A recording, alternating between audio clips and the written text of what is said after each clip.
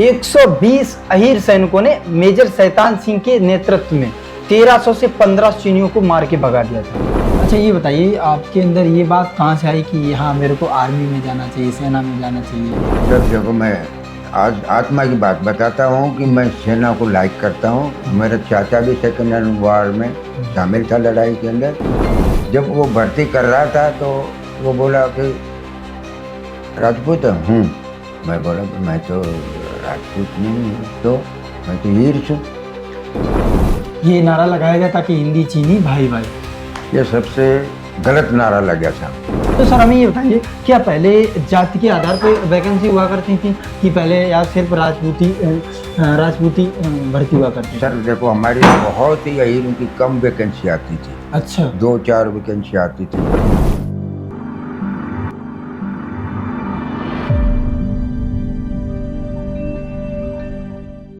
आओ झुककर करें उन्हें सलाम, जिनके हिस्से में यह मुकाम आता है, वो बहुत खुश नसीब होते हैं जिनका लहू देश के काम आता है। साथियों, आज हम आप लोगों को लेकर आए हैं हरियाणा के रेवाड़ी में। बात करें साथियों रेजांगला, जो कि भारत और चीन के बीच युद्ध हुआ था 18 नवंबर 1962 को। साथियों, इस युद्ध में क्या हुआ था, 120 अहीर सैनिकों ने मेजर शैतान सिंह के नेतृत्व में 1300 से 1500 चीनियों को मार के भगा दिया था, जिसमें 114 अहीर सैनिक शहादत को प्राप्त हुए थे। 6 लोग बचे थे, जिनमें से एक जो आज हमारे साथ बैठे हैं, हम जिनके साथ आज बैठे हैं, कैप्टन रामचंद्र यादव, जो कि 120 में से 6 लोगों में से एक लोग हैं। सर सबसे पहले स्वागत है हमारे social media platform Yadav vision पर आपका। Thank you.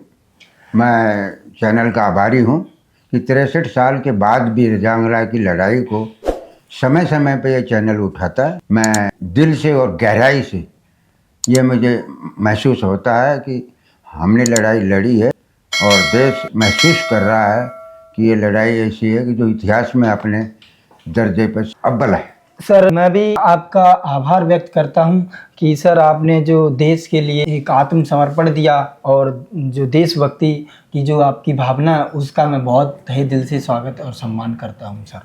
अच्छा सर, आप अपने बचपन आपका कैसा बीता, बचपन के बारे में बताइए कुछ। बचपन के अंदर सर ऐसा है कि हम 3 भाई थे और 3 बहनें थी। अब सन 57 के अंदर देश आज़ाद हुआ ही था।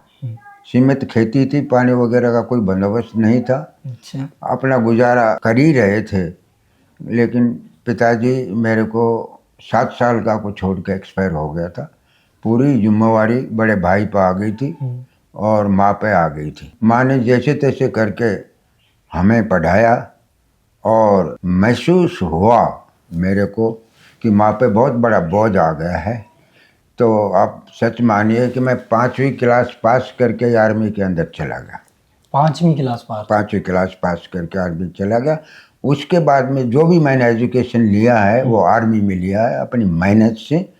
एक लड़का अफसर के लिए गया था, वो अफसर बनने के लिए, तो उनसे मेरा संपर्क अच्छा हो गया। मैं उनको हमेशा यही कहता था कि आपको लिए जो भी चाहिएगा मैं 4 पाई पे दूंगा, लेकिन आपको पढ़ाना आपकी जिम्मेवारी है। और उसने पढ़ाया भी मेरे को। 8वीं का एग्ज़ाम दिलाया, 10वीं का 2 दफ़ा एग्ज़ाम के लिए तैयारी हुई, लेकिन दोनों दफ़ा लड़ाई हो गई, मजबूर हो गया। 8वीं पास ही किया। अच्छा सर, जैसे कि आप बता रहे थे आपके एक सीनियर थे, आपको उन्होंने आपको पढ़ाया, तो उनका क्या नाम था? उनका अभी ऑनरी कैप्टन सूरत सिंह मुसेपुर गांव के थे। अच्छा, यही हरियाणा के ही थे? हरियाणा के ही थे सब, मुसेपुर गांव। वो भी कैप्टन बन के आया। जब भी मिला और मैं दोनों मिला तो उसने बहुत प्यार से गले लगाया कि मेरा शिष्य आज कैप्टन बन करके रिटायरमेंट हुआ, जबकि मैं बीए होते हुए रिटायरमेंट हुआ। वो इंटेलिजेंस में चला गया था, फिर इंटेलिजेंस से वो रिटायरमेंट आया वहाँ। तो आपने बीए कर लिया है? उसने किया जिसके नीचे मैं पढ़ा था। मैंने तो आर्मी फर्स्ट किया, इंग्लिश सेकंड किया और अपनी मेहनत से किया। यानी एक्सरसाइज में भी जाना था, रात को भी स्टाइलों को पकड़ने के लिए जाना था। तब भी उसको दरकिनार करते हुए दिनचर्या में मैं ये डाल लिया था कि मुझे आगे बढ़ना है, आगे बढ़ना है। तो जिससे वो सफल हुआ मेरा मेहनत। और मैं मन के मुताबिक मैं तो सिपाही गया था, लेकिन जो मैंने मेहनत की और मैंने कोर्स किए 5, जिसमें से 4 कोर्सों में आई ग्रेडिंग यानी क्वालिफाइड इंस्ट्रक्टर। मैं बेलगाम में अफसरों का ट्रेनिंग देने के लिए कमांडो कोर्स में इंस्ट्रक्टर 2 साल के लिए, लेकिन बढ़ा दिया 5 साल रखा मेरे को। अच्छा सर, ये बताइए जैसे कि आप बता रहे थे आप 3 भाई और 3 बहनें थी, तो और भाई बहन आपके हैं अभी? देखो साहब, भाई दोनों गुजर चुके हैं। एक सूबेदार गुजर गया, एक पूरा जमींदार संभालता था वो गुजर गया। उसके 4 बेटे थे, चारों बेटे आर्मी में, अब वो चारों पेंशन आ गए। बहनें तीनों गुजर चुकी हैं, बस 2-3 भाइयों में मैं अकेला बचा हूँ और एक बहन बची है बस। 2 बड़ी बहनें थी वो गुजर चुकी हैं। अच्छा ये बताइए आपके अंदर ये बात कहाँ से आई कि हाँ मेरे को आर्मी में जाना चाहिए, सेना में जाना चाहिए? सर देखो, मैं आज आत्मा की बात बताता हूँ कि मैं सेना को लाइक करता हूँ। मेरा चाचा भी सेकेंड हैंड वार में शामिल था, लड़ाई के अंदर, और हमेशा वो यही कहता था कि बेटे सर्विस करना है तो आर्मी की करना है। और शुरू से ही मेरा दिल में थी कि मैं आर्मी की सर्विस करूँ। सर्विस पुलिस की भी अच्छी है, सिविल की भी अच्छी है, लेकिन जो दिल में भावना होती है वो भावना सेना के दिल में, सेना में जाने के बाद ही पूरी होती है। आप जैसा कि बता रहे हैं मेरा मन ही था आर्मी में ही जाना, तो मुझे 2 लाइनें याद आ रही हैं कि शेरों के बीच सिर्फ शेर ही पहचाने जाते हैं और लाखों के बीच सिर्फ आर्मी वाला ही पहचाना जाता है। अच्छा सर, आप आर्मी में कैसे भर्ती हुई? देखिए साहब, 5 क्लास पास करके 6ठी के अंदर मैं, टाकड़ी है स्कूल 8वीं का, पहले यहाँ स्कूल बहुत दूर दूर थे, तो मैं उसमें सिर्फ 1 महीना ही पढ़ता शुरू किया था। 4 बात सिखाई थी, right hand, sit down, stand up, open the door, shut the door. मैं रिस हुई थी तो मैं खेल रहा था हॉकी और वहाँ भर्ती हो रही थी, तो जब रिस खत्म हुई तो हम वहाँ से निकला, तो अब तो मालूम हो गया वो कैप्टन साहब हैं। उन्होंने बोला बेटे इधर आओ। मैंने कहा हाँ साहब।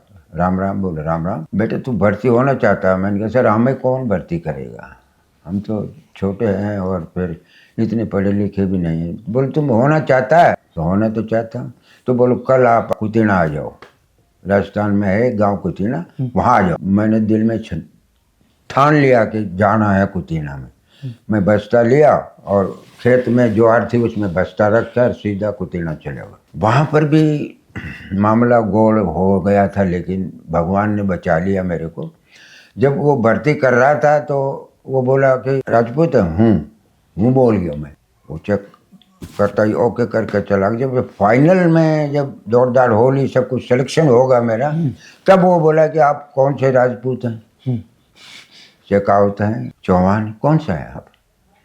मैं बोला मैं तो राजपूत नहीं हूँ, तो मैं तो हीर से। आपने कमाल कर दिया, हीरों की तो वैकेंसी नहीं है। मैंने कहा सर मैं तो समझा नहीं आप क्या बोल गए। मैंने हूँ कर दिया। साहब को रिपोर्ट दिया, बोले सर ऐसे ऐसे ये बच्चा है, ये तो सिलेक्शन तो हो गया इसका, लेकिन वैकेंसी नहीं है। फिर कैप्टन साहब बोला ठीक है, वैकेंसी है 2 की, एक रानीखेत की है, एक सिकंदराबाद की। इस बच्चे को भर्ती करना है, रोजी रोटी लिखा था भगवान की दया से। साहब ने बुलाया मेरे को, इधर आ रामचंद्र। मैंने कहा साहब कहाँ जाना चाहता है, रानीखेत जाएगा या आप सिकंदराबाद जाएगा? मैंने कहा सर मैं तो रानीखेत जाऊंगा, नाम अच्छा लगा मेरे को। लेकिन मैं खेत जब पहुंचा, पहाड़ देखी, बारिश देखी, मैं बोले यार आफत में आ गया तू तो, ये तो सास भी कमा रहा है। लेकिन साथियों को देख करके मैंने कहा जब ये कर रहे हैं तो तू भी कर सकता है। तो 9 महीना मैंने हार्ड ट्रेनिंग करी बिल्कुल भी। और उसी के बीच के अंदर क्या हुआ कि इंटर कंपनी बॉक्सिंग हो रही थी, तो सुबेदार साहब को वेट नहीं मिल रहा था, छोटा वेट जिसको फ्लाई वेट मिलते हैं। तो सुबेदार साहब ने मेरे को लंगर में डिटेल कर दिया था कि आप यहाँ रहोगे, लकड़ी फाड़ोगे। और सर जैसा कि आप बता रहे थे कि जब मैं भर्ती हुआ मेरा फाइनल सिलेक्शन हो गया था, तो आपके सीनियर ने आपसे पूछा था कि राजपूत हो, और राजपूत में कौन हो, शेखावत हो या क्या? तो सर हमें ये बताइए क्या पहले जाति के आधार पर वैकेंसी हुआ करती थी कि पहले या सिर्फ राजपूती भर्ती हुआ करती थी? सर देखो हमारी बहुत ही कम वैकेंसी आती थी। अच्छा, 2-4 वैकेंसी आती थी। ऐसा क्यों सर, ऐसा क्यों? ऐसा है कि हमारा ग्रुप नहीं है, अहीर ग्रुप है नहीं, और अभी हम संघर्ष कर रहे हैं उसके लिए। बाकी सबका है, राजपूत भाइयों का, जाटों का है, मराठों का है, महारेजिमेंट भी है और ग्रेनेडियर भी है। लेकिन कुमाऊं के अंदर हमको अटैच कर रखा है और मामूली हमारे को हिस्सा दे रखा है, इसलिए हमारी वैकेंसी बहुत कम आती थी साहब। यही कारण था कि 1-2 वैकेंसी आती थी। राजपूतों की, जाटों की वैकेंसी फुल आती थी, क्योंकि उनके तो ग्रुप था।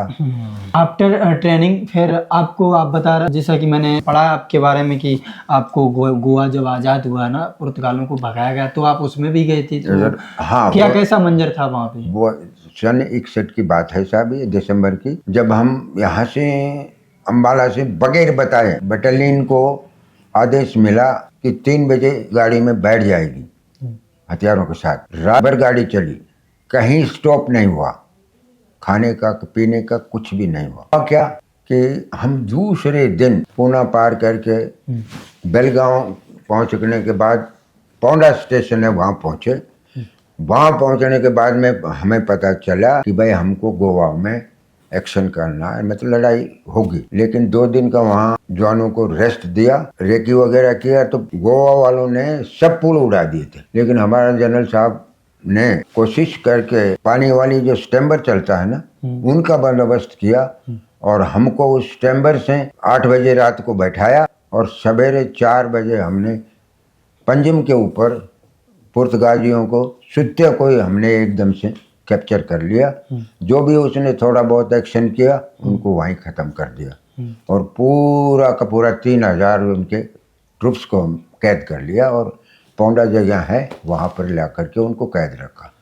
उसके बाद दूसरी बटालियन को चार्ज दे करके हम आ गए सीधे फिर अम्बाला में। अच्छा सर, आपकी जो पहली बटालियन थी उसमें कितने सैनिक थे? इसमें मेरी बटालियन में देखो सर, ये पूरी बटालियन होती है, 4 कंपनी तो फाइटिंग कंपनी होती है और एक आइडम कंपनी होती है जो राशन पानी नेशन का बंदोबस्त करती है और एक स्पोर्ट होती है जो कि सिरिंज मोटर, आरसीएल गन वगैरह होती है, वो कंपनी होती है। तो 6 कंपनियां होती है, तो लगभग 1400-1500 की नफरी में एक बटालियन हो जाती है। जैसे कि बात करें उस टाइम 1961 में पुर्तगाली अपने गोवा पे कब्जा किए थे। हाँ, तो फिर क्या वहाँ पे मतलब आपस में वार हुआ, तब उसके बाद पुर्तगालियों ने गोवा छोड़ा या फिर ऐसे ही उन्होंने सरेंडर कर दिया अपने आप को? नहीं, थोड़ा ट्रुप्स के साथ हुआ। अच्छा। लेकिन वो ना के बराबर, क्योंकि हमारा ट्रुप्स था वो ताकतवर था और पुर्तगीज हमारा मुकाबला नहीं कर सकते। अच्छा, तो उस टाइम क्या वो डर गए थे? डरी गए वो एकदम ट्रुप्स को देख के कि अचानक ये कहाँ से आ गए। एकदम स्टैम्बर से उतरे हैं हम और वो एकदम से जब उनकी बारिक के ऊपर चौबरदाई से आक्रमण किया तो वो तो एकदम से घबरा गए, सब हाथ ऊपर कर दिया उन्होंने और उनको सिलेंडर कर दिया। 2 जगह फायरिंग हो तो वो नुकसान उठाया और लास्ट में उन्होंने भी हथियार डाल दिए, तो वो कैप्चर वहाँ कर लिए और फिर वो चले गए वहाँ से, है ना? उसके बाद में उनको भेजा है कहाँ, पुर्तगाल। बहुत समय के बाद भेजा, 6-7 महीने के बाद में। हम तो चार्ज दिया था, पंजाब की एक बटालियन थी उसको, हम तो आ गए थे वहाँ से वापस अम्बाला के अंदर। अच्छा। अम्बाला में आने के बाद में फिर हम चले गए जम्मू कश्मीर में, बारामूला में ट्रेनिंग किया।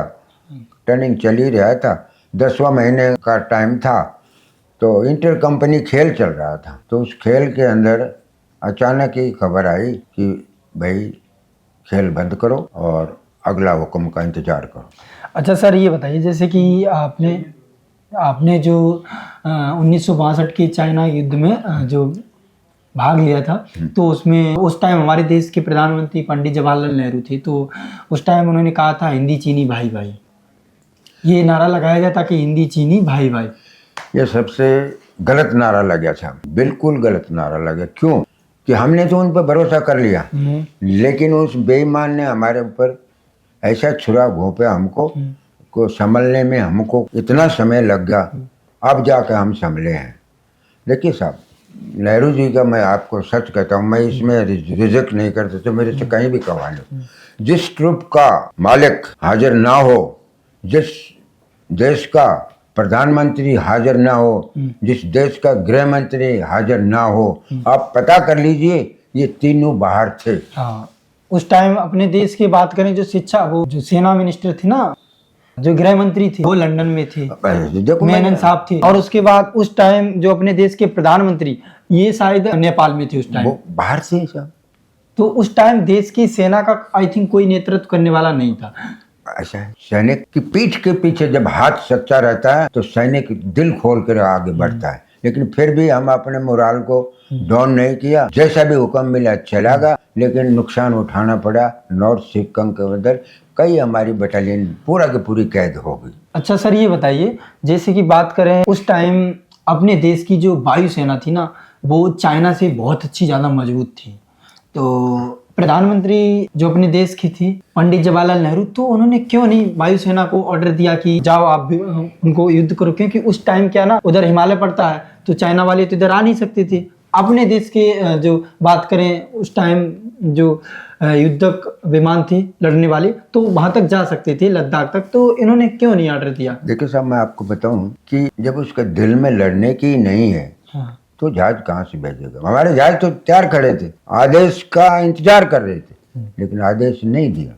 चशूल के अंदर जब जहाज उतर रहे हैं हमारे, फाइटर भी उतरे आए वहां पर, बाकी तो ड्रॉपिंग वगैरह था, जोन बिल्डिंग वगैरह बन गई थी, सब कुछ हुआ। तो बाद में डिस्ट्रॉय किया कि भाई चाइना का गड़बड़ हो जाएगा और ये बहुत ऊंचाई के अंदर एयरफील्ड है, इसको तो वैसे ही बचाना है। तो मैं ये कहता हूँ कि हमारे अगर हवाई जहाज उठ जाते तो ना तो हमारा इतना नुकसान होता, ना हमारी कोई जमीन जाती, और ना चाइनीज हमारी तरफ आते।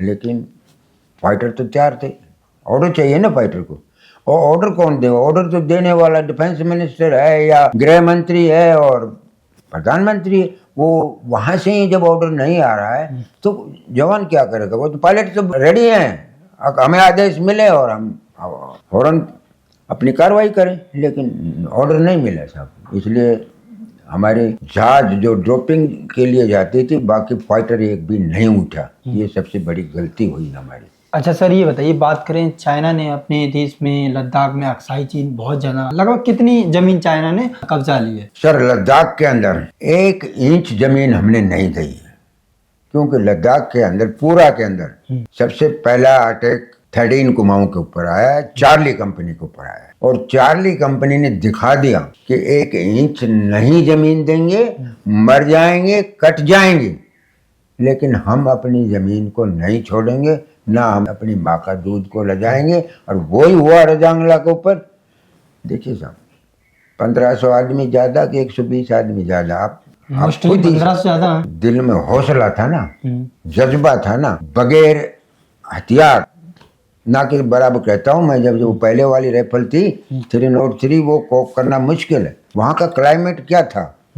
पैरों में नंगे ठंडे बूट, ड्रेस नहीं है, खाना प्रॉपर नहीं है हमारे पास। 8 दिन तो हमारा खाना नहीं बना, दाल ना बने, ना चाय बने, बिस्कुट के सहारे रहे, ठंडा ड्रेस, सर पर एक टोपी थी खाली आएगी गरम, एक जर्सी थी, बाकी ठंड के अंदर ही। 1962 में बात करें, भारत और जो चाइना का युद्ध हुआ है, तो उस टाइम चाइना अपने देश पे बहुत ज़्यादा भारी पड़ गया था। उसने अपना देश का अक्साई चीन भी कब्जा लिया, बहुत सारी ज़मीन चाइना ने अपने देश की कब्जा ली। तो सर ये बताइए, वहाँ पे सेना ने कैसे क्या लड़ाई करी थी? क्योंकि वहाँ पे तो माइनस में टेम्परेचर रहता। 23 तारीख थी, अचानक हमें हुक्म मिला बारामूला में कि भाई पलटन 3 घंटे के नोटिस के अंदर लद्दाख जाएगी। सब कुछ हम अपना सामान को बांध जोड़ करके और 3 घंटे के नोटिस के अंदर हम गाड़ियों में बैठ के चल दिया। जवानों को नहीं पता कहाँ जाना है, कमांडरों को पता था। जो ही हम जोजिला के नज़दीक पहुँचे तो बर्फ़ गिरना शुरू हो गई। तो पहले तो ये था कि भाई ठीक है, बर्फ़ गिर जाएगी थोड़ी देर, लेकिन जब तक 2 घंटा ही भी नहीं हुआ था, कारगिल के ऊपर जब थे हम, तो 1.5 फुट बर्फ़ गिर गई। अब बर्फ़ गिर गई तो ठंड तो पैदा होगी, हवा भी चलने लग गई, लेकिन फिर भी हम अपने को कोशिश करके, रोड ऐसा कि सांप की माफिक मोड़, गाड़ी चलाना भी बहुत कठिन था। लेकिन वहाँ के जो गाड़ी चलाने वाले हैं एएससी के ड्राइवर, उनको आते जाते थे। रात भर चलने के बाद में सवेरे हम लेह में पहुँच गए 11 बजे। लेह में पहुँचने के बाद में हमने देखा कि यार ये तो बहुत ज़्यादा बर्फ पड़ रही है, कैसे क्या होगा। 2 दिन के बाद हमारे पास थोड़ा सा क्लोथिंग थोड़ा आया सनों का, वो बटा कुछ जवानों को दिया। 14 दिन तक हमने पहाड़ के ऊपर चढ़ना उतरना क्लाइमेट किया हमने आपस के अंदर, दम बांधने के लिए कि दम नहीं जुड़ रहा था हमारा जवान का, जब सांस फूल जाता है। रात को 26 तारीख को अचानक हुक्म मिला कि भाई पलटन चशूल एयरफील्ड पे जाए। सवार हो गया सब।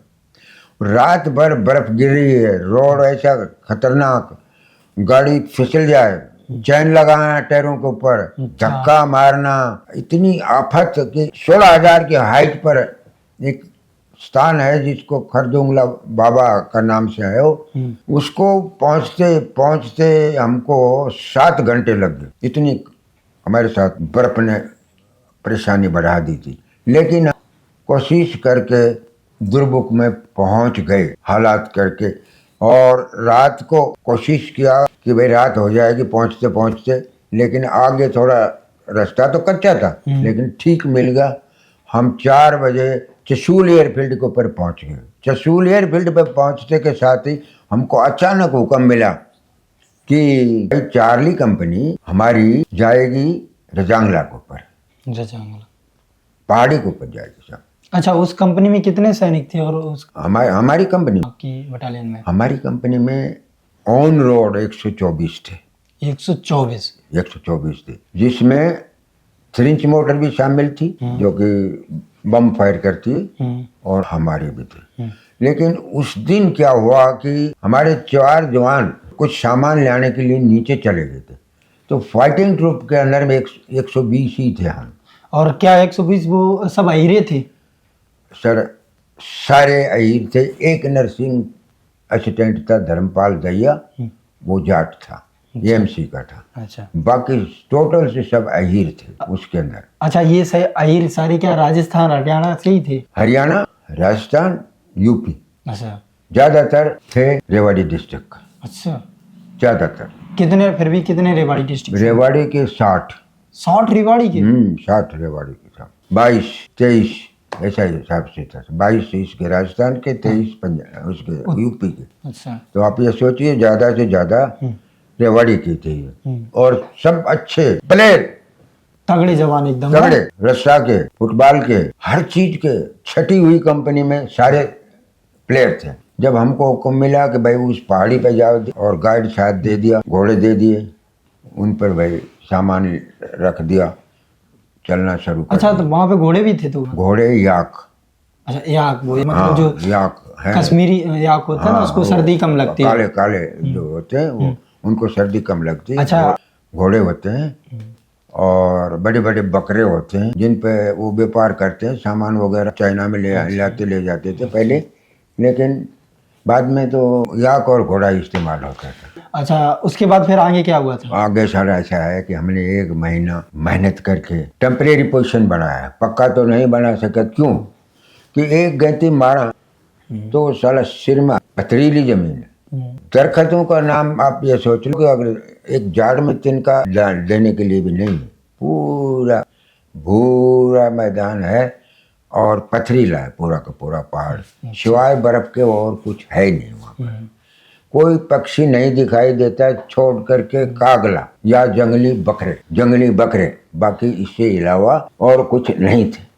अच्छा, ये बात कैसे पता लगा कि चाइनीज आ गए और चाइनीजों ने अच्छा हमला साहब, मैं करा आपको बताता हूँ। हमने मेहनत करके टेम्परेरी डिफेंस तैयार कर लिया कि भाई दुश्मन का हम मुकाबला कर सकते हैं, लेकिन जब तक पूरा कामयाबी से मोर्चा तैयार नहीं होता, जब तक आदमी का दिल नहीं भरता है। इसी दौरान में मेजर शैतान सिंह बारामुल्ला का चार्ज लेके, क्यों क्वार्टर मास्टर थे वो पहले, फौरन कंपनी में आ जाता है, और जो कप्तान था वो नीचे चला जाता है। पहले कप्तान लेके चढ़ा था। मैं साहब आने के बाद में बात किया रामचंद्र, क्योंकि मैं रेडियो ऑपरेटर था। अच्छा, आप रेडियो ऑपरेटर थे? रेडियो ऑपरेटर था। तो आप तो मेजर शैतान सिंह के साथ ही चलते होंगे? साथ चलता था। तो आते ही उसने पूछा, अरे वो रेडियो सेट पर कौन है? तो बड़ा सेट था एक, उस पर रहते थे 2 बटालियन से। अच्छा, वो 62 सेट, जिसकी बैटरी भी 60 किलो की बैटरी थी। वो 60 किलो की बैटरी? हाँ, 60 किलो की बैटरी था, बहुत बड़ी बैटरी थी। और एक था 88, एक था 31 सेट, ये 3 सेट ही थे उस टाइम पर, बाकी नहीं थे। अब तो क्या, अब तो जेब में रख करके बात करते हैं। अब तो ऐसे हैं कि साहब पूछो नहीं, मेरे को अभी भी कहें तो मैं तो सर्विस कर सकता हूँ वहाँ पर।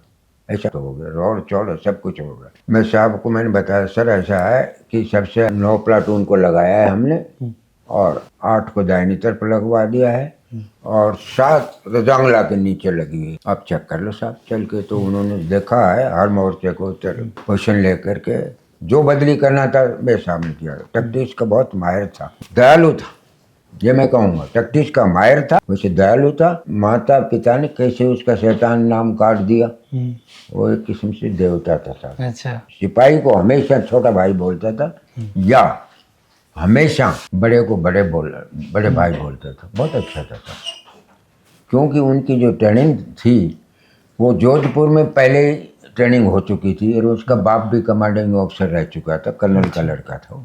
अब हमने क्वेश्चन तैयार कर लिया। अब हमको दिक्कत एक और आती थी कि हमको राशन पानी लाने के लिए 13 किलोमीटर जाना पड़ता था, 13 पीछे। अब वहाँ से लेके आना बहुत कठिनाई हो जाती थी साहब। तो एक दिन क्या हुआ कि शट के ऊपर हम ऐसे ही बात चलते चलते एयर आई, जब उससे मिलाप हो गया और एयर से जब मिलाप हुआ तो क्या हुआ कि सादत नगर है जिसको नया बोलते, उसका एक कैप्टन साहब था अफसर फ्लाइट को जो उड़ा रहा था, उनसे संपर्क होगा कि मैंने कहा सर ऐसी बात है कि हमारे मेरे साहब से बात कर लो, हमारा राशन यहीं ड्रॉप हो जाए, क्योंकि 1 एकड़ के अंदर जगह प्लेन थी ऊपर पहाड़ी के ऊपर। बात हुई तो बोला ठीक है मैं कल यहीं ड्रॉप कर दूंगा। मेरे साहब बोला भैया रामचंद्र बिल्कुल तैयार रहना है, मैसेज कोई ऐसी आ गई। अभी हुआ क्या साहब, 17 तारीख को सवेरे मैसेज आया, 17 नवंबर को, नवंबर 17 नवंबर को मैसेज आया कि भाई रामचंद्र ये हमारी कंपनी को बोलो पीछे हटेगी। पीछे? अब बहुत मुश्किल होता है साहब पीछे हटना। और क्या, पूरा मेहनत करके पोस्ट तैयार कर लिया और पीछे किस लिए बोल रहे हैं हमारे को। ठीक है वो मैसेज मैंने लिख लिया, लिख करके मैं मेरे साहब को सैल्यूट किया। और मैंने कहा सर एक मैसेज आया बटालियन हेडक्वार्टर से। तो क्या मैसेज है? तो सर ये बोल पढ़ो। तो उसमें लिखा है कि पोस्ट को छोड़ो और पीछे लोकेशन ले लो, पीछे हट जाओ। पीछे हट जाओ, दूसरी पहाड़ी की लोकेशन ले लो। रामचंद्र एक बात है, आप बताओ आपका क्या इरादा है? मैंने कहा सर मेरा इरादा बताऊँ आपको? बोला मैंने कहा मर जाएंगे कट जाएंगे लेकिन हम जगह को नहीं छोड़ेंगे, किसी हालत में नहीं छोड़ेंगे, आप बता दो। बाकी मेरा भी मत मानो, कंपनी से पूछ लो, हरजवान से पूछ लो। तीनों बटालियन तीनों प्लाटून में मैं साहब गया, मैं साथ गया। जवानों ने यही कहा कि देखिए साहब पोस्ट को नहीं छोड़ेंगे, आप पीछे बता दो कि हम पोस्ट को नहीं छोड़ेंगे। छोड़ते कैसे, वहां पे तो यही लगे थे 120 हैं, वो मर सकते हैं कट सकते हैं मगर पीछे नहीं हट सकते। हटने का सवाल ही नहीं पैदा हो रहा था। ये मैसेज कहाँ से आई, क्या हुआ? बाद में हमने इसका निचोड़ भी निकाला तो मैसेज आया था कि भाई चाइना का बहुत भारी अटैक होने वाला है। अच्छा। इसलिए वो पीछे हटाना चाहते थे। लेकिन हम अगर पीछे हटते हैं तो दूसरी पहाड़ी पे जाते हैं तो बीच के अंदर 3.5 किलोमीटर का फ्लैट मिल जाता है, तो दुश्मन तो लेक की तरफ निकल जाएगा और फिर तो हमारे लिए आफत आ जाएगी। इसलिए हमने मना कर दिया। रात दिन का जो ओपी था उसने आके रिपोर्ट लिखवाया कि रामचंद्र। मैंने कहा लिखो। मैंने कहा बोल भाई। बोल भाई 14 गाड़ी आई हैं जिसके अंदर 12 गाड़ी तो बड़ी आर्टिलरी की हैं, 4 गाड़ी छोटी आर्टिलरी की है, गने हैं उसके ऊपर, और 6 RCL गन हैं और 15 गाड़ियों में ट्रुप्स हैं। और इस गैप के अंदर चला गया जो हमारे सामने गैप बना। अच्छा, ये चाइना की तरफ से आई थी? चाइना की तरफ से आई, क्योंकि हमारा ओपी हम 18 पे थे और वो चाइना वाले थे 14 पे। अच्छा। और पहाड़ी थी उसके गैप में ऐसे थे, तो ओपी ने आके लिखवाया। मैंने मेरे साहब को बताया। जब ये मैसेज गया है हेडक्वार्टर में तो हेडक्वार्टर ने कहा कि सब बहुत अलर्ट रहना है, क्योंकि पहले उनके ड्यू की तरफ से मैसेज आ गया था हालत इधर खराब है। हालत ये हुआ साहब, जवान अलर्ट थे सब। 8 से 1 पेट्रोल चलती थी, थ्रिंच मोटर पर आती थी, थ्रिंच मोटर से पेट्रोल चलती थी, 7 में जाती थी और 7 से पेट्रोल चलती थी हेडक्वार्टर में आती थी। इस तरीके से रात को रोटेशन रहता था। रात को सोना तो गुनाह ही था हमारा, क्योंकि दुश्मन का भरोसा नहीं था चाइना का। जब रात के ठीक 4 बजे हैं, जब हमने LP लगाया हुआ था, कहाँ 8 प्लाटून के आगे 500 गज आगे नायक हुकम सिंह और 2 जवान मशीन गन के साथ लगाए हुए थे। तो वहां पर ठीक 4 बजे एक लंबा बुर्स्ट फायर हुआ था। अच्छा। तो लंबा बुर्स्ट फायर हुआ तो पूरा एरिया एकदम से आवाज के अंदर गूंज उठा। तो मेरे साहब ने कहा रामचंद्र ये फायर कहाँ से आया? मैंने कहा सर अब भी बताता हूँ, मैं इतना तो मैं बता सकता हूँ कि 8 के आगा से आया, ये पूरी खबर मैं अभी आपको लेकर के बताता हूँ। मैंने हरे राम साहब से बात किया तो बोले रामचंद्र ये भी जो हमारी लगी थी लिसनिंग पोस्ट, इसका लगाव दुश्मन से होगा, और उसने आकर मेरे को बता दिया 8 दुश्मन था, जिसमें से 5 मर गए, 3 वापस चले गए, भाग गए, इसलिए हम आए हैं कि आगे क्या करना है। तो मेरे साहब ने बोला कि जवानों को अपने बैंकरों में ले लो और इंतजार करो दुश्मन का। वहां से तो स्टॉप हो गया, लेकिन 7 प्लाटून के ऊपर करीब 400 का हमला नाले से ऊपर बढ़ रहा है। 400 चीनों का हमला। चीन अब है भी कैसे, पहला के बाद हथियार है 2 खाली, अरे ऐसे चल रहे हैं। दिखाई दे रहा हमको। सुजाराम साहब की मैसेज आया कि रामचंद्र, मैंने कहा साहब, बोलो मेरे साहब को कि मेरे सामने दुश्मन की नफरी 400 की है, ऊपर चढ़ रही है। मैंने साहब को बोला, मैंने कहा सर ऐसा है, शर्ट पकड़ा उन्होंने तो साहब बोले कि सुजाराम साहब बहादुर समय आ गया, हाथ दे। बोले साहब आप चिंता मत करिए, हमारी मार मारने दें इनको, अभी चल के आ रहे हैं। बोले जो ही मार मारेंगे कार्रवाई। साथ ही 3 इंच मोटर को आदेश दे दिया किस टारगेट पे आपने फायर करना है, जो कोड वर्ड दे रखा था किस कोड वर्ड पे आपने फायर करना है, तोता पे करना है, मैना पे करना है, वो सभी जगह का लोकेशन का नाम दे रखा। जो ही 250 गज में आए तो फायर खुल गए साहब, और आप ये सोच लो 15 मिनट के अंदर पूरा नाला चाइनीज का भर गया, बच्चे वापस चले गए।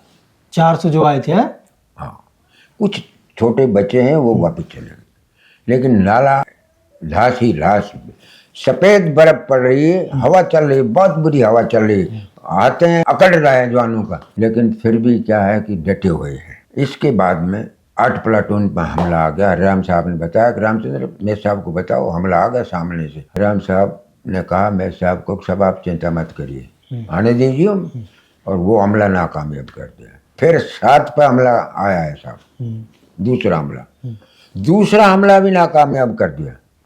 फिर पहाड़ी से उतरे हैं 8 के ऊपर। अच्छा, दूसरा वाले हमले में कितने चाइनीज आए थे? किनकी? यानी जो पहले में तो 400 आए थे, दूसरे बार में कितने आए थे? 7 का आगे 600 के करीब नफरी, दूसरी 4 होकर के आई थी, ज्यादा नफरी आई थी, 600 हो गई। हाँ, तो अब उस माह से बचे नहीं, जख्मी हुआ वो भी वापस भाग गया। 8 ने वो नाकाम कर दिया हमला, 7 ने 2 कर दिया, 8 के ऊपर जो दूसरा हमला आया है वो भी 8 ने नाकाम कर दिया। अच्छा। अब हालत मेरे साहब ने कहा कि बम्बारमेंट इतना भारी चाइना का हो रहा हमारे ऊपर कि आप ये सोच लो, जो बम आता है ना वो पड़ता है, घूम कर जमीन में पड़ता है और पाड़ता है, तो आप कई बम बन जाते। मेरे साहब ने बोला रामचंद्र हम कमांड पोस्ट में दोनों निहाल मैं साहब के प्रोटेक्शन के लिए लगाया हुआ है मशीन गन लेकर के। मैं साहब बोले पूछो क्या पोजीशन है जवानों की। मैंने 3 प्लाटूनों से पूछा तो बोले साहब 2-3 जवान जख्मी हो गए, लेकिन बाकी ठीक है। और ठीक है, बातें कर ही रहे थे, बम्बारमेंट हो रहा है बिल्कुल भी। हमारा जो बटालियन हेडक्वार्टर से बड़ा सेट था, वो जो बैंकर में था, वो बैंकर के ऊपर आग का गोला गिरा, बैंकर भी तवा, जवान भी तवा, सेट भी तवा हो गया, कम्युनिकेशन पीछे का खत्म हो गया। अच्छा। लाइन हमारी बिछी हुई थी वो भी कट चुकी थी। मैं साहब बोला हम कामयाब हो गए हैं, चिंता मत करो, हिम्मत रखो। लेकिन उस टाइम हमने पास अम्नेशन बिल्कुल ना के बराबर बचा था, क्योंकि फायर कर दिया। एक जवान के पास 50 राउंड होते हैं साहब, एक लाइट मशीन गन के ऊपर 500 होते हैं, तो कब तक डटेगा। और क्या। अब आप ये सोचिए, अम्नेशन की हालत तो चाहिए, अम्नेशन तो चाहिए ना जवान को। अच्छा सर, जैसे चाइनीज 400-500 आए थे उनको मारे, तो उनके हथियार नहीं ले पाए थे क्या हम लोगों ने? हम लोग नहीं, हथियार कैसे लेंगे, वो तो 250-300 गज नीचे नाले से चढ़ रहे थे, वहां मारे गए हैं। अब वहां जा करके हथियार लेना ये तो नहीं है फिर तो नहीं। बात बनती नहीं है। जब आप ऊपर आएंगे जब तो लिया जाएगा हथियार। ये बातें चल ही रही थी साहब। तो चलती हुई बातों में क्या हो गया कि हमला पीछा से आ गया, बैक साइड से, पीछे से, बिल्कुल हमारे पीछे से हमला आ गया। ऐसे 2 प्लाटून थी, एक सामने थी रिज के ऊपर, और हमला पीछा से आ गया। हमने सोचा कि ये हमारी एक कंपनी हमारी मदद के लिए आ गई। अच्छा। लेकिन जब बाइनोकुलर से पहले 500 गज पे थे, बर्फ गिर रही थी, साफ दिखाई नहीं दे रहा था, टाइम 7:30 का हो गया था। लेकिन जब हमने बाइनोकुलर से देखा, हरपुल हौलदार मेजर था, बोलो रामचंद्र बाइनोकुलर देना भाई। ले भाई देख ले साहब क्या है वो कंपनी है क्या है। यदि देखा तो ये चाइनीज घोड़ा या मशीन गन वगैरह लेकर के। अब उन्होंने क्या किया कि हमारे तो सारे के सारे मशीन लगाना शुरू कर दिया। फिर हमने थ्रिंच को आदेश दिया। मैं साहब ने कहा कि रामचंद्र थ्रिंच के ऑफिस से बात करो कि 80 डिग्री पर फायर करें, 80 डिग्री एंगल पे फायर करें। हमने कहा सर ये तो अपने ऊपर ही पड़ेगा। बोलो अब अपने ऊपर का सवाल नहीं है, ये चाइनीज है, इनको हथियार नहीं लगाने देना है। तो उसको आदेश दिया। मोटर वाले बोलो कि क्या कर रहे हो साहब थ्रिंच मोटर कि अब हम 80 पे तो हम भी आ जाते हैं। तो मैं साहब बोला अब अपने परवाह नहीं है, अभी आपका काम है 80 पे फायर। जब 80 पे फायर किया तो बहुत से घोड़े तो भाग गए, लेकिन 4-5 हथियार लगाने में वो कामयाब हो गए और फायर खुलना चालू कर दिया। अब हालत ये हो गई कि उधर से उनका बम्बारमेंट आ रहा है, इधर से उनके फायर आ रहा है, उधर 7 पे पीछे से हमला आ गए। 7 प्लाटून मोर्चा छोड़ के बोला कि रामचंद्र, मैंने कहा हाँ। मैं साहब को बता दो हमारे पीछे से हमला आ गया, मोर्चा छोड़ दिया, हमारी गुत्थम गुत्था की लड़ाई होगी। बोल दादा कृष्ण की जय। साहब दिखाई दे रहा और जय बोल करके गुत्थम गुत्था आपस के अंदर। अब उनके बैनेट मारे तो उनके पास ऐसा उठा पैकेट जो कुछ अंदर जाए नहीं। लेकिन फिर उल्टे बल से मारा और सिंहराम ने तो पकड़ पकड़ के ऐसे सिर मारा। देख रहा हूं मैं। अच्छा सिंहराम ये कौन है? सिंहराम था लवाणा का, शहीद हो गया, वीर चक्र मिला उसको। था परमवीर चक्र काम, लेकिन क्या करे। तो चाइनीज तो वैसे भी इतने होते हैं। नहीं चाइनीज शायद इतनी है खैर वो। जवानों ने दूसरा भाई था उसका रामकुमार छोटे वाला, उसने ऐसे मारा। अच्छा लड़ा के गुत्थम गुत्था की लड़ाई हो गई।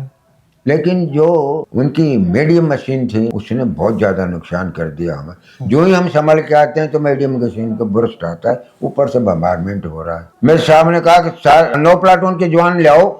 8 पे हमला जा रहा था तो बोला उधर से 8 फायर करेगी, इधर से हम फायर करेंगे, बीच में इनको खत्म करेंगे। मैं बोला मैं साहब को, मैंने कहा सर आप जमीन से ऊपर मत उठो, फायर आ रहे हैं। लेकिन थोड़ा जोश होता है ना लड़ाई का, उस टाइम यही ध्यान रहता है कि मारो मारो।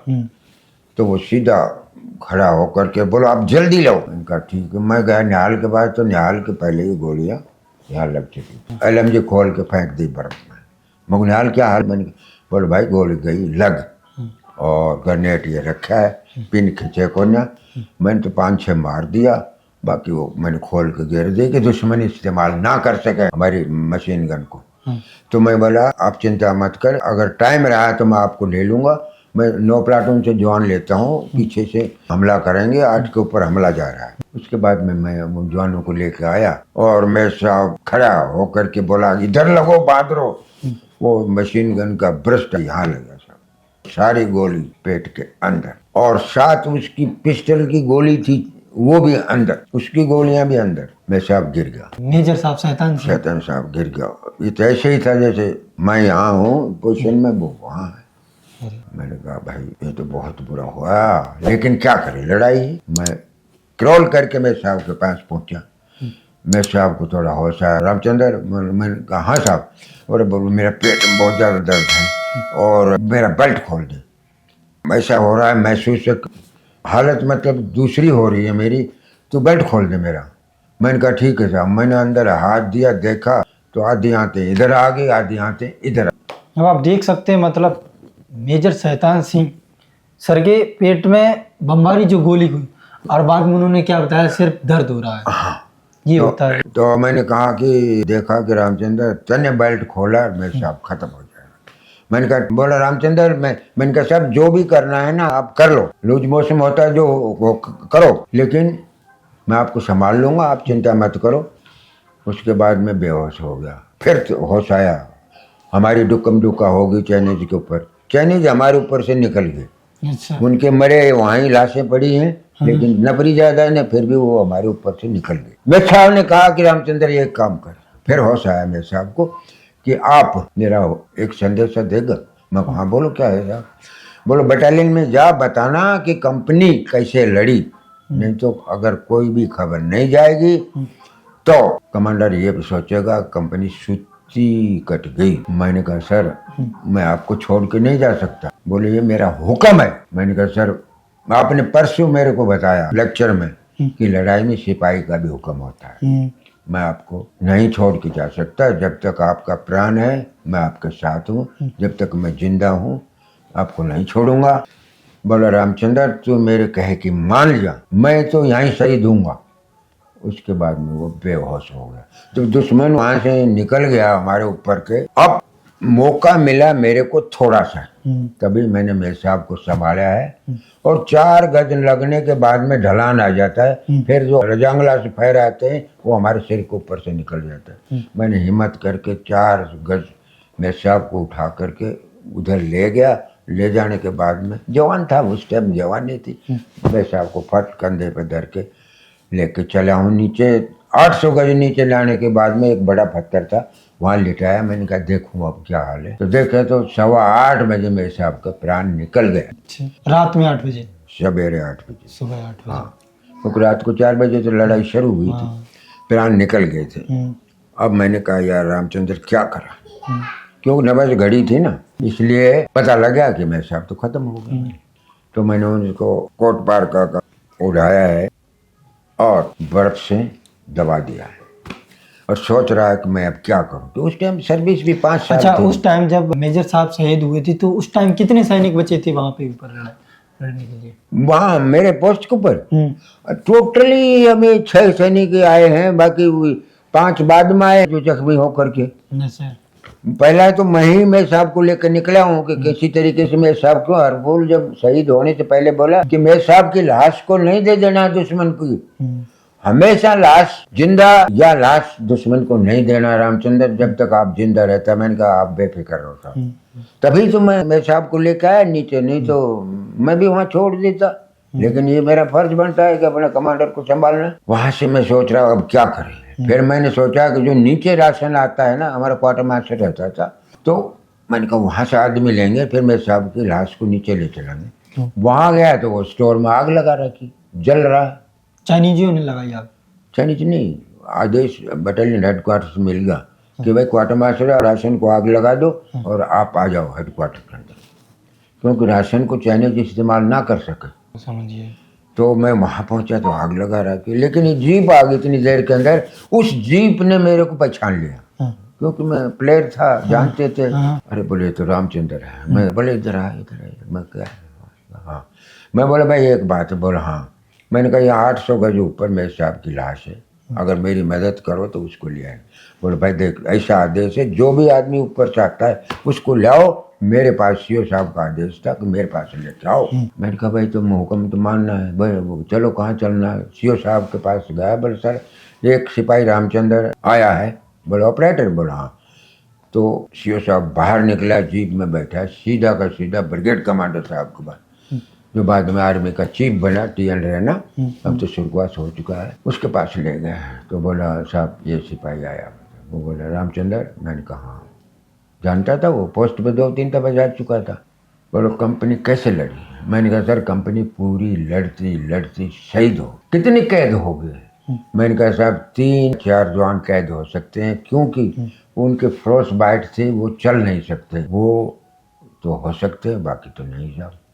बोलो बाकी सब शहीद हो गए? मैं शहीद दुश्मन का? मैंने कहा सर दुश्मन का आपको मैं आदेश अपने दिल से, अपने दिमाग और आंखों से देखा हुआ बताता हूँ कि 1000 से लेकर के 1500 के बीच के अंदर दुश्मन का। इतना? मैंने कहा हाँ साहब इतना हुआ है सर। मैंने कहा इसमें इंच भर भी फर्क नहीं है। मैं बोला दोनों गैप भर दिया बटालियन ने। इतना कंपनी की जो प्लाटून थी उसने पूरा अपना वादा निभा करके, और वो भी अपने शहीद हो चुके। बोलो रामचंद्र ये तो कंपनी ने बहुत बढ़िया लड़ाई लड़ी। मैंने कहा सर एक बात है, अगर ये कंपनी मिल जाए तो अभी पोस्ट को वापस ले सकते हैं, क्योंकि पोस्ट चाइना के कब्जे में चला गया है। रामचंद्र मैं आपको बताऊं, ऐसा है कि हाई फॉर्मेशन से आदेश ऐसा है कि जहाँ है वहीं जमे रहो।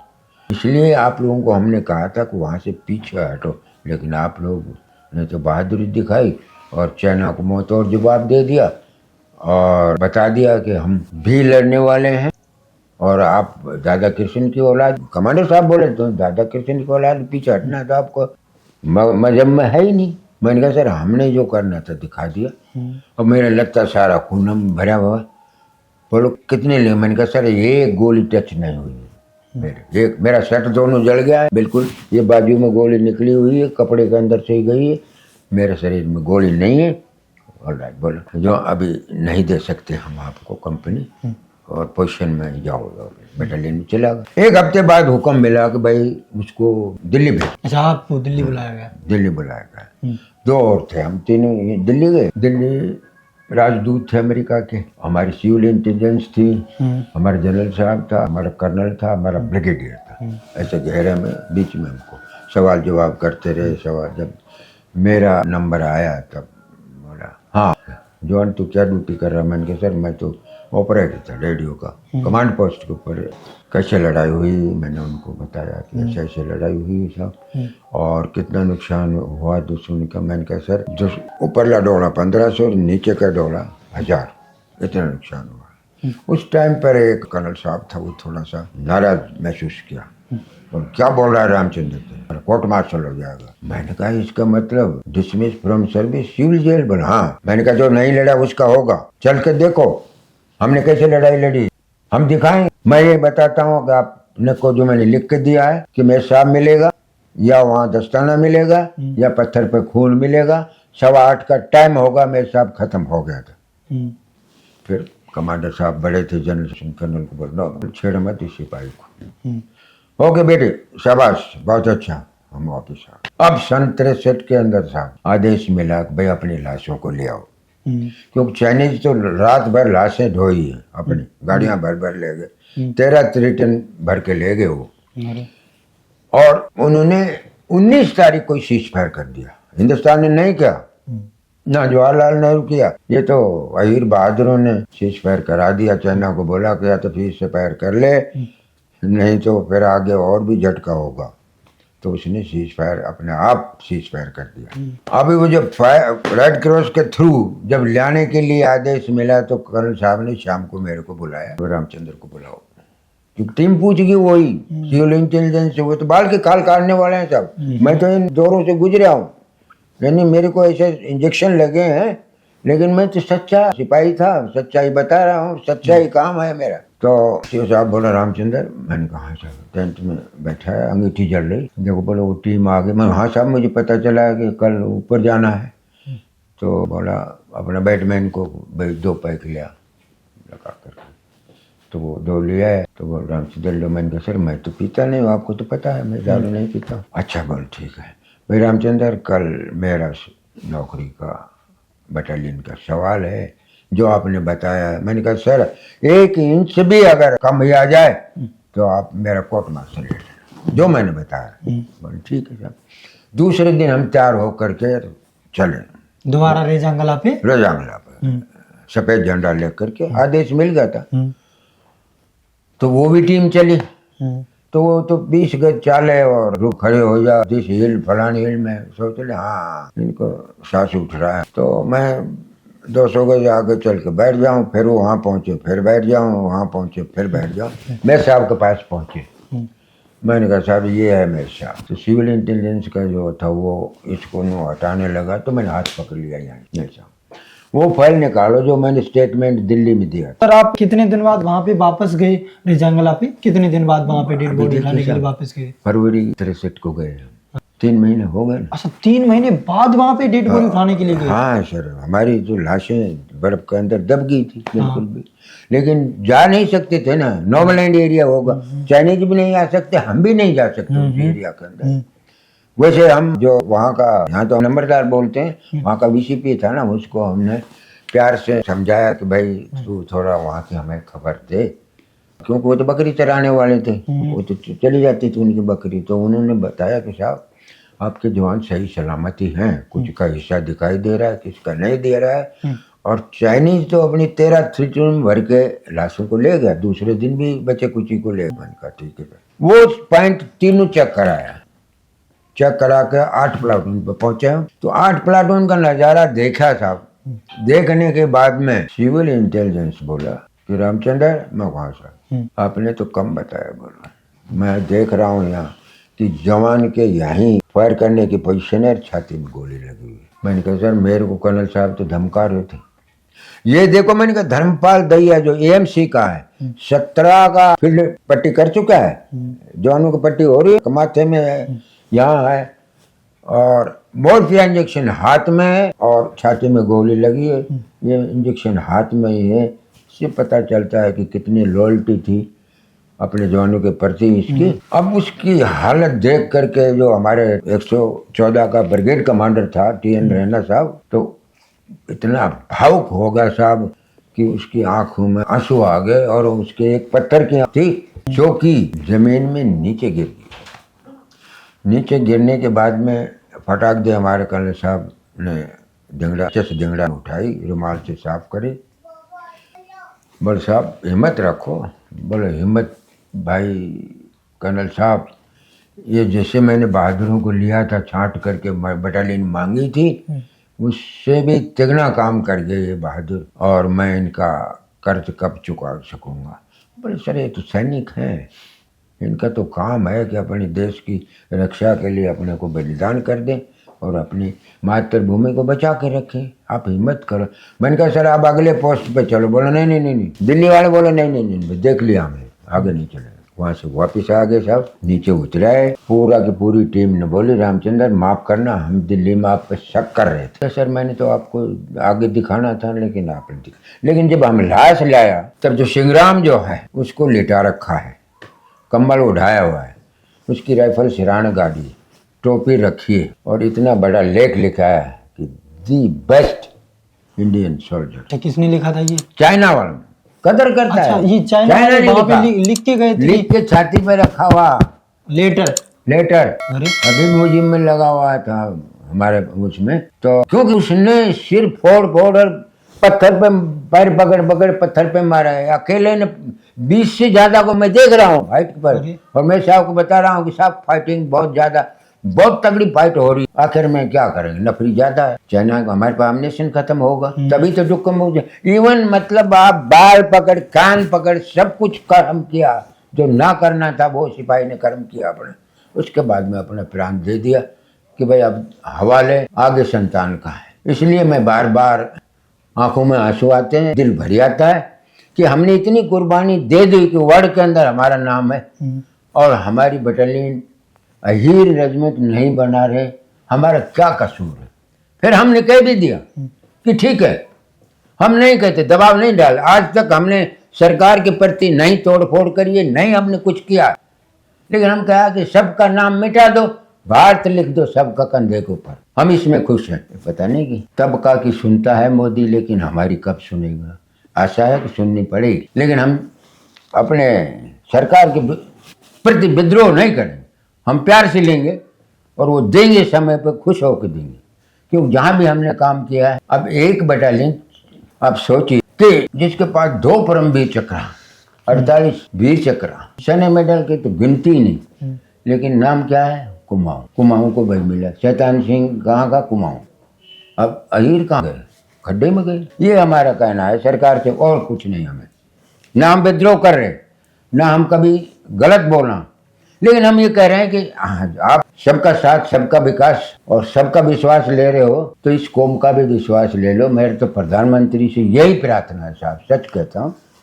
और जब भी समय पड़े, ये बच्चे कृष्ण की औलाद है, छाती अड़ा देंगे, लेकिन अपना माँ का दूध को नहीं ले जाएंगे और 1 इंच जमीन नहीं जाएंगे। जय।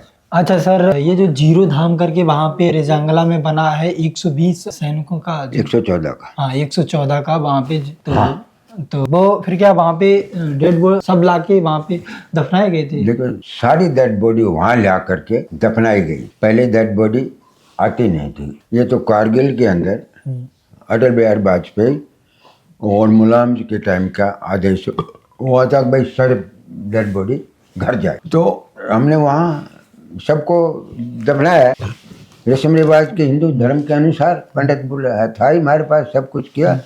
चंडीगढ़ से घी गया है, एयरफोर्स ने घी को ड्रॉप किया है। वहाँ पर मेमोरियल तो हर जगह होता है, लेकिन हमने उस जगह का नाम दिया है अहीर धाम। इसमें छेड़बाजी भी हुई थी एक दफा। अच्छा, क्या छेड़बाजी हुई थी? मतलब टीचिंगबाजी हुई थी कि ये मेमोरियल है। हमने कहा नहीं, अब हम अपने अपने आड़ी पे आ जाएंगे, ये हमारा धाम है। वहाँ की जो शिवलिंग है, मैं आपको सच बताता हूँ कि इतना आदर करते हैं कि उनकी शादियाँ होती तो बाद में धोख खाने आते हैं।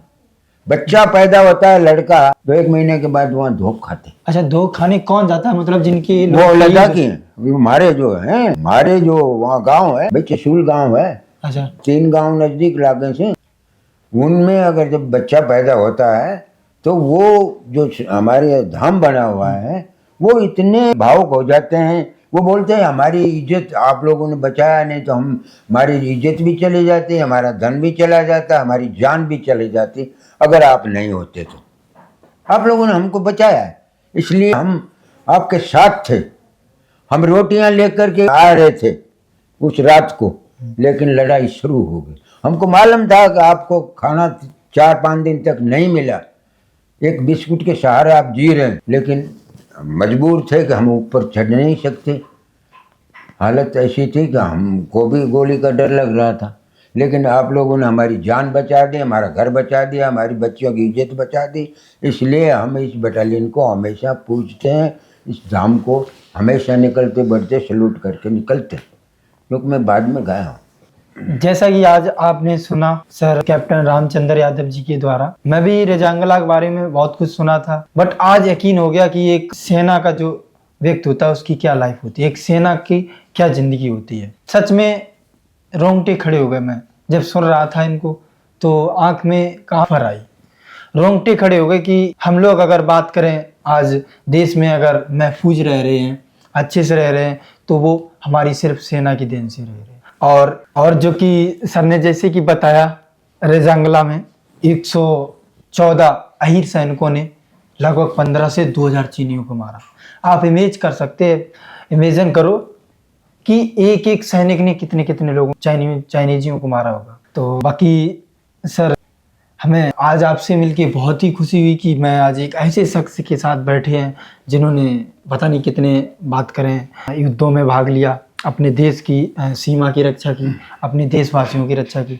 तो आज मैं बहुत ज़्यादा गौरवान्वित अपने आप को महसूस कर रहा हूँ। बाकी वो कहते ना, एक शेर है कि कभी ठंड में ठिठुर के देखो, कभी ठंड में ठिठुर के देखो, कभी तपती हुई धूप में जल के देखो, वो कितने खुशनसीब रहे होंगे। ऐसे ही नहीं हो जाती है देश की रक्षा, ऐसे ही नहीं हो जाती है मुल्क की रक्षा, एक बार सरहद पर जाकर देखो। बाकी सर बहुत बहुत धन्यवाद, आपने हमें टाइम दिया। मेरे तो बेटे ने भी कारगिल में दिखा दिया कि जब मेरा बाप रेजांगला में लड़ा है तो मैं कारगिल के अंदर, और अभी भी उसकी छाती में दिल के पास एक बम्बारमेंट का टुकड़ा है जो अंदर ही है, और वो अभी तक नहीं निकला।